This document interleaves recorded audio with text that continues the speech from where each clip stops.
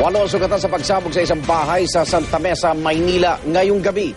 Sa tindi ng pagsabog, gumuho pa ang bahagi ng bahay. Tumilapon din daw ang ilan sa mga biktima. Iniimbestigahan na ngayon kung LPG ang sanhi ng pagsabog.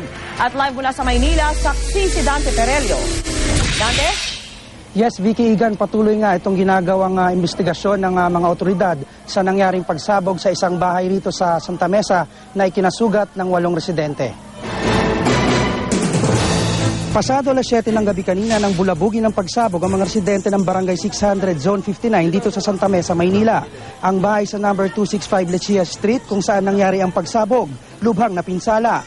Wasak ang pader at bumagsak ang kisame. Nagkabasag-basag ang salamin at nasira pa ang bakal na gate. 8 ang sugatan sa pagsabog, kabilang ang isang buntis at 4 na bata na isinugod sa Onciano Hospital at Santa Ana Hospital. Ayon sa mga kapitbahay ng mga biktima, sa lakas ng pagsabog ay tumilapon pa raw ang ilan sa mga biktima, pati na ang isang motorsiklo palabas ng bahay. Iniimbestigahan pa rin sa ngayon kung LPG nga ang dahilan ng pagsabog. Tapos na yung EOD na inocular inspection nila yung lugar. So, ang initial nila, ang pagkakalam ko, LPG gas leak.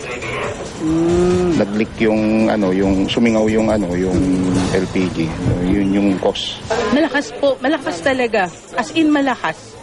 Kasi kumbaga, oo, parang bomba. Kasi hindi nga kami maniwalang tangke yung sumabog kasi iba ang sabog niya.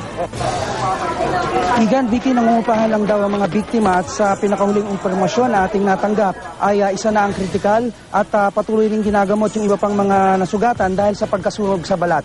At live mula rito sa Maynila, ako si Dante Perelio, ang inyong saksi.